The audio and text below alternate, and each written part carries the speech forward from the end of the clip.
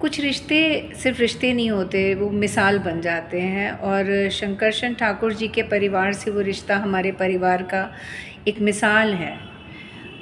मेरे लिए शंकरशन भाई का जाना मतलब मुझे समझ में नहीं आ रहा मैं किस तरीक़े से सोग मनाऊँ, किस तरीक़े से मोurn करूँ। ये एक जर्नलिस्ट के तौर पे उनका चला जाना, इस जब मुल्क इतने ज़्यादा मुश्किल दौर में खड़ा है, वो उसका गम मनाऊँ कि एक बड़े भाई, एक अभिभावक के चले जाने का गम मनाऊँ। उनकी बहनों के लिए मैं दुखी हूँ कि उनकी अपनी पत्नी और बच्चों के लिए मैं परेशान हूँ। मतलब एक बहुत खाली सी एक जगह महसूस कर रही हूँ अपने दिल के अंदर शंकरशन भैया के जाने से। जब उनके पेरेंट्स की शादी हुई तो मेरे फादर और मदर वहाँ पे एक विटनेस के तौर पे थे। आर्य समाज मंदिर में शायद शादी हुई थी और इंटरकास्ट मैरिज थी। और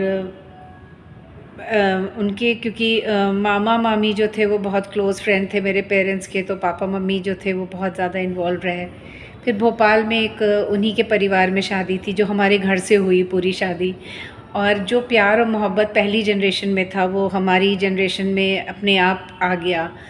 and it was so beautiful, I can't tell you. और उसके बाद जब मैं जेल गई 2019 में, और टेलीग्राफ ने जिस तरीके से मेरी पल पल की ख़बर को दुनिया के सामने रखा, वो अपने आप में एक मैं वो हमेशा एहसान याद रखूँगी उस बात का।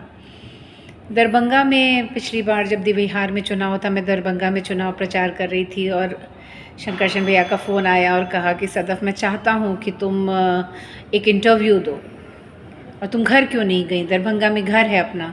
मैंने कहा दादा जब आप आइएगा तो बताइएगा, मैं आऊँगी मिलने आपसे। और फिर टेलीग्राफ का इंटरव्यू हुआ और मुझे टेलीग्राफ में आधे पेज की जगह मिली जिसमें उन्होंने मेरे बारे में, मेरे संघर्ष के बारे में, जिस हिंदुस्तान में मैं बड़ी हुई हूँ, और सब पूरी तमाम हर चीज़ को जगह दी।